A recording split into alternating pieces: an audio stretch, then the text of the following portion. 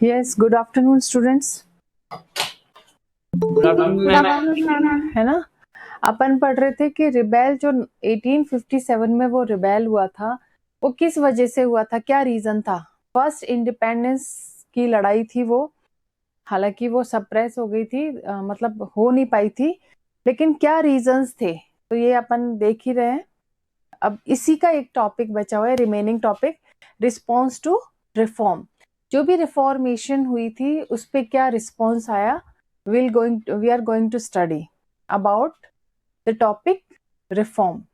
The British believed that Indian society had to be reformed. British क्या मानते थे, हालांकि ऐसा था कि इल कस्टम्स थी, यहाँ पे जो कस्टम्स थी जो प्रिवेल्ड थी उनमें रिफॉर्मेशन होना जरूरी था। तो ब्रिटिशर्स भी ये मानते थे कि कुछ जो कस्टम्स हैं, जो कुछ रिचुअल्स हैं, उनके अगेंस्ट रिफॉर्मेशन होना जरूरी है। तो laws were passed to stop the practice of sati and to encourage the remarriage of widows. जो लॉज, कुछ तो ब्रिटिशर्स ने, ऐसा नहीं कि बहुत, चलो ठीक है, हम उनके गुलाम थे, हम स्लेव थे, लेकिन बहुत सारी चीजें बहुत अच्छी उन्होंने की थी। तो उसमें था, जो लॉ बनाए थे उन्होंने, रिफॉर्मेशन जो लॉ बने थे वो था ये प्रैक्टिस ऑफ सती। सती पता है आपको, सती प्रथा क्या होती है? Yes ma'am. है ना, सती क्या होती है बताओ, सती प्रथा क्या थी? मैम जब पति मर जाता है उसके साथ पत्नी को जला देते हैं। हाँ, सोचो, सती सिस्टम था हमारा। जैसे मान लीजिए ये किसी की हस्बैंड की डेथ हो जाए, चाहे वो बच्ची हो चाहे कुछ हो, अगर उसकी डेथ हो जाती तो उसको, पत्नी को जिंदा जला दिया जाता था। तो ये गलत था या नहीं था? गलत था। है ना। और एनकरेज, और उन्होंने जो विडो हैं, जैसे कम उम्र में ही लड़कियां जो विधवा हो जाती थी, जैसे विडो क्या होता है, जिसके हस्बैंड की डेथ हो जाए, तो उनका रीमैरिज को एनकरेज करने के लिए उन्होंने कुछ लॉज बनाए। एक तो प्रैक्टिस ऑफ सती को बैन करने के लिए, एक रीमैरिज ऑफ विडोज के लिए कुछ लॉ बनाए। English language education was actively promoted, और इंग्लिश लैंग्वेज जो एजुकेशन है उसको प्रमोट किया गया, है ना, प्रमोशन किया गया उसका। After 1830 the company allowed Christian missionaries to function freely in its domain and even own land and property. 1830 के बाद जो कंपनी है ना, वो चाह रहे थे कि इंग्लिश लैंग्वेज का प्रमोशन हो, इंग्लिश लैंग्वेज जो एजुकेशन स्टार्ट हो यहाँ पे। तो इसके लिए उन्होंने किसको दे दी? क्रिश्चियन जो मिशनरीज स्कूल थे। मिशनरीज स्कूल आपने देखा होगा, क्रिश्चियंस के बेसिकली स्कूल होते बहुत अच्छे हैं, लेकिन वो क्या है, बहुत सारे लोग उनसे इन्फ्लुएंस होके क्या कर होते हैं, कन्वर्ट हो जाते हैं। कुल मिला के ये चाहते थे कि इंग्लिश लैंग्वेज का प्रमोशन हो, इंग्लिश एजुकेशन को लोग समझें, इंग्लिश एजुकेशन एक्वायर करें।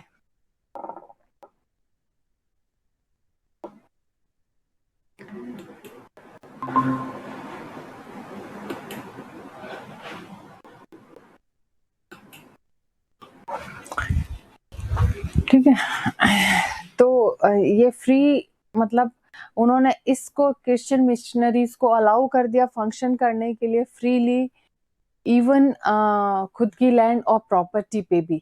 1850 में क्या हुआ था, a new law was passed to make conversion to Christianity easier. Law allowed an Indian who had converted to Christianity to inherit the property of his ancestor. अब क्या चाहते थे ब्रिटिशर्स, क्या चाहते थे कि सब क्रिश्चियनिटी को अडॉप्ट कर ले, है ना, क्रिश्चियन धर्म को अपना ले। इसके लिए एक न्यू लॉ पास हुआ था जिसमें कन्वर्जन टू क्रिश्चियनिटी, मतलब किसी भी धर्म के लोग वो किस में कन्वर्ट हो जाए, क्रिश्चियनिटी में। इजियर लॉ, ये इजियर लॉ था, इसमें इंडियंस को अलाउ किया गया था हु हैड कन्वर्टेड, जो कन्वर्ट हो चुके थे क्रिश्चियनिटी में, to inherit the property of his ancestor. Ancestors होता है पूर्वज, पूर्वज की प्रॉपर्टी में वो इनहेरिट हो सकते थे, मतलब उनको मिल सकती थी। Many Indians began to feel that the British were destroying their religion. बहुत सारे इंडियंस ये जानते थे कि वो क्या कर रहे हैं, उनके धर्म को डिस्ट्रॉय कर रहे हैं और अपने धर्म को प्रोपेगेट कर रहे हैं, उसका तो प्रचार कर रहे हैं और बाकी के धर्मों को क्या कर रहे हैं, वो डिस्ट्रॉय कर रहे हैं। Their social custom and their traditional way of life, वो क्या क्या डिस्ट्रॉय कर रहे हैं, केवल धर्म को ही डिस्ट्रॉय नहीं कर रहे, उनके सोशल कस्टम्स को भी डिस्ट्रॉय कर रहे हैं, और जो ट्रेडिशनल वे ऑफ लाइफ है, जो इंडियंस का ट्रेडिशनल वे था, उसको भी डिस्ट्रॉय कर रहे हैं। There were of course other Indians who wanted to change existing social practices, लेकिन कुछ इंडियंस ऐसे भी थे जो चाहते थे कि जो सोशल प्रैक्टिस एग्जिस्ट जो कर रही है वो चेंज होनी चाहिए। कुछ तो इल प्रैक्टिसेस थी, वो चेंज होना जरूरी था, तो कुछ ये चाहते थे चेंज होना जरूरी था। तो ये क्लियर नहीं है। Will read about these reforms and reform movement in chapter 7। हम जो भी रिफॉर्मेशंस जो हुए, रिफॉर्म हुआ, वो चैप्टर 7 में पढ़ेंगे। आगे टॉपिक में चलते हैं। Through the eyes of the people, लोगों की नजर में क्या था ब्रिटिश एम्पायर, ठीक है। To get a glimpse of what people were thinking those days about British rule, study source 1 and 2। इसमें हम देखेंगे कुछ ग्लिम्सेस देखेंगे, बहुत सारे एग्जाम्पल्स इसमें हैं। लोग क्या सोचते थे ब्रिटिश रूल के बारे में, जो ब्रिटिश रूल था ना उसके बारे में लोग क्या सोचते थे, ये स्टडी सोर्स 1 एंड 2 में पता लगेगा। List of 84 rules. अब ये 84 जो रूल्स हैं उनकी लिस्ट है। Given here are excerpts from the book Maja Pravas, written by Vishnu Bhatt, God say, a Brahman from a village in Maharashtra। ये इसमें बहुत सारे एग्जाम्पल दे रखे हैं। जो मजा जो प्रवास था रिटन, जो कि विष्णु भट्ट ने लिखा था, विष्णु भट्ट गॉडसे ने लिखा था। वो ब्राह्मण थे, एक गिले महाराष्ट्र के एक गांव में रहते थे। He and his uncle had set out to attend a यशना being organized in मथुरा। वो और जो जिन्होंने लिखी थी, वो और उनके अंकल कहाँ गए थे, एक यज्ञ अटेंड करने गए थे जो कि मथुरा में ऑर्गेनाइज्ड हुआ था, ठीक है। Vishnu Bhatt rights that they met some sepoys on the way who told them that they should not proceed on the journey because a massive upheaval was going to break out in 3 days। जैसे जो विष्णु भट्ट थे, वो उन्होंने लिखा कि जब वो कुछ सिपाही से मिले रास्ते में, उन सिपाहियों ने उनको बताया कि दे शुड नॉट प्रोसीड, वो आगे उन्हें नहीं बढ़ना चाहिए, आगे उन्हें नहीं जाना चाहिए।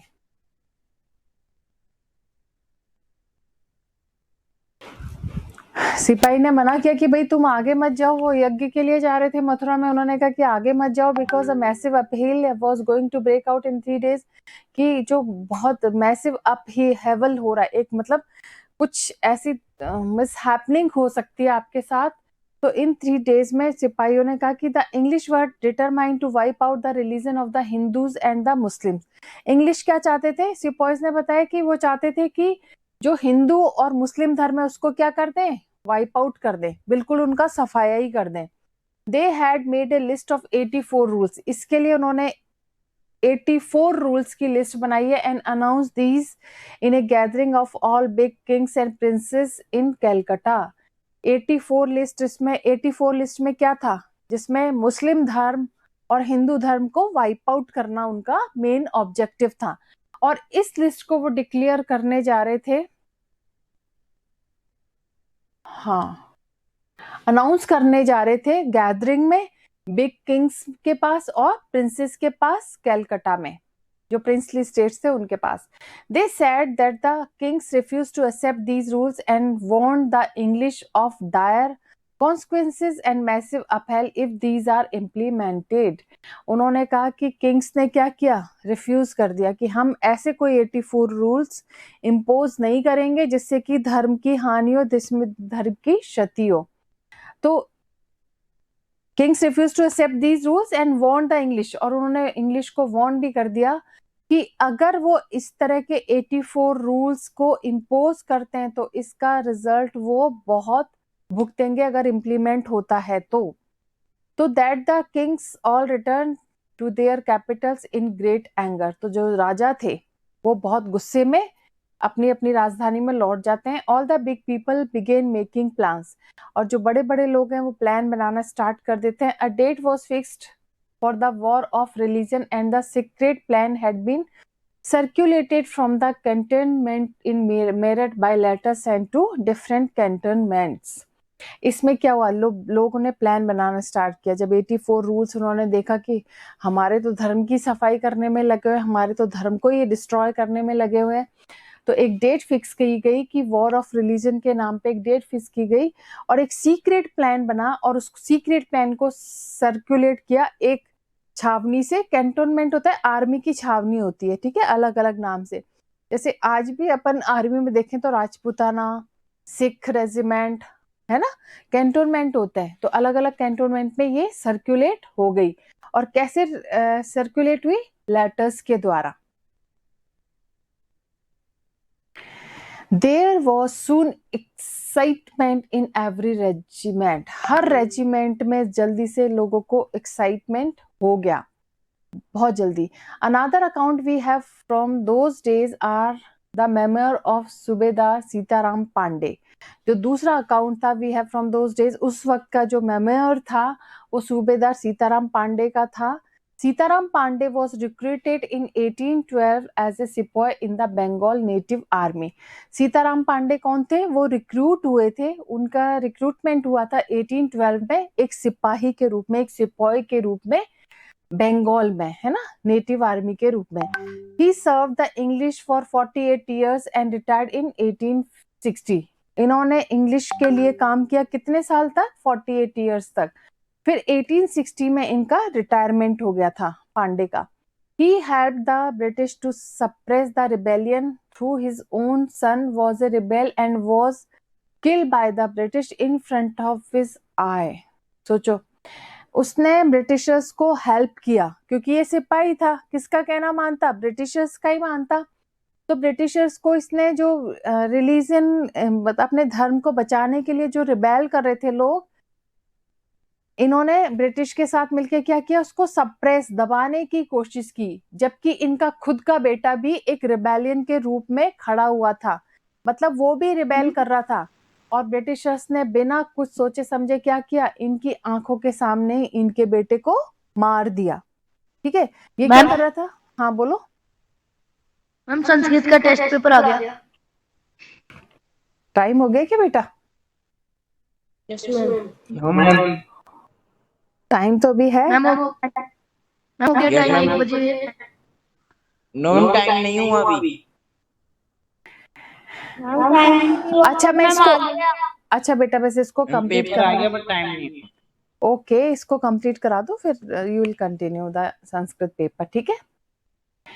On retirement, he was persuaded by his commanding officer Norgate to write his memoir. और रिटायरमेंट के बाद भी इन्होंने किसको परस्यू किया? कमांडिंग ऑफिसर नॉर्गेट को। उन्होंने अपने मेमोर्स में ये लिखा है। He completed the writing in 1861 in Avdi and Norgate translated into English and had to publish under the title From Sepoy to Subedar. अब ये जो पांडे ने जो लिखा था अपने मेमोर में, इन्होंने कंप्लीट किया था अपनी राइटिंग को 1861 में, है ना, अवधि में। जो नॉर्गेट थे उन्होंने इसको इंग्लिश में ट्रांसलेट किया और ये पब्लिश्ड हुआ।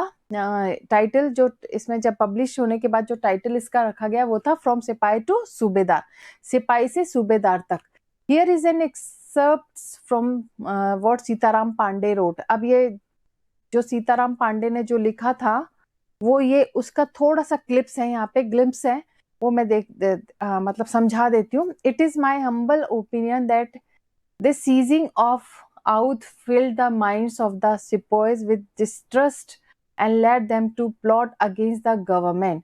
ये उन्होंने कहा कि मेरी हम्बल ओपिनियन है, ये मेरी रिक्वेस्ट है कि this seizing of Oudh filled the minds of the sepoys with distrust and led them to plot against the government. कि ये जो कुछ भी ये रूल्स बना रहे हैं अगेंस्ट द गवर्नमेंट, तो ये गवर्नमेंट के अगेंस्ट, मतलब ये एक डिस्ट्रस्ट पैदा कर रहा है लोगों में, लोगों का फेथ डगमगा रहा है। Agents of the Nawab of Oudh and also of the King of Delhi were sent all over India to discover the temper of this army. जो एजेंट्स थे नवाब के अवध के, अवध जो वो अवध को लिखा है इसमें Awadh, also of the king of Delhi जो कि दिल्ली के किंग थे, उनको भेजा गया all over India temper of army को डिस्कवर करने के लिए। They worked upon the feelings of sepoys, ये किस पे काम करते थे? सिपॉइज की फीलिंग पे। Telling them how treacherously the foreigners had behave towards their king. इसमें ये था, बताया जाता कि जो ट्रेचरर्स थे वो कैसे फॉरेनर्स के साथ कैसे बिहेव करते थे, किंग की तरफ उनका बिहेवियर कैसा था। They invented 10,000 lies and promises to persuade the soldiers to mutiny and turn against their master. उन्होंने इन्वेंट किया था 10,000 लाइज एंड प्रॉमिस किया था कि सोल्जर्स की म्यूटिनी को परस्यू करें and turn against their master, और उनके मास्टर्स के अगेंस्ट उनको टर्न कर दें। The English with the object of restoring the emperor of Delhi to the throne, जो इंग्लिश था उसका क्या ऑब्जेक्ट था कि जो एम्परर ऑफ दिल्ली जो सिंहासन था उसको रिस्टोर करने का उनका ऑब्जेक्टिव था। They maintain that this was wholly within the army's power if the soldiers would only act together and do as they were advise. ये कब मेंटेन हो पाएगा पूरी तरीके से? जब आर्मी की पावर उनके साथ होगी। If the soldiers would only act together, अगर सोल्जर्स एक साथ काम करें तो क्या हो सकता है? एज जैसे कि उनको एडवाइस दिया गया तो कुछ भी चेंज हो सकता है। जो रिबेल सिपॉइज थे मेरठ में, उन्होंने क्या किया था? ऑफिसर्स पे अटैक किया था और उनके घर में पहुंच गए थे और उनकी बिल्डिंग्स को आग लगा दी थी, क्योंकि वो क्या चाहते थे? वो नहीं चाहते थे कि उनका धर्म परिवर्तन हो, उनके धर्म को, उनकी जो कस्टम्स है उसके अगेंस्ट जाके ब्रिटिशर्स कुछ भी ऐसे लॉ बनाए। ठीक है, next we'll continue tomorrow. Okay okay ma'am, bye ma'am. Bye बेटा।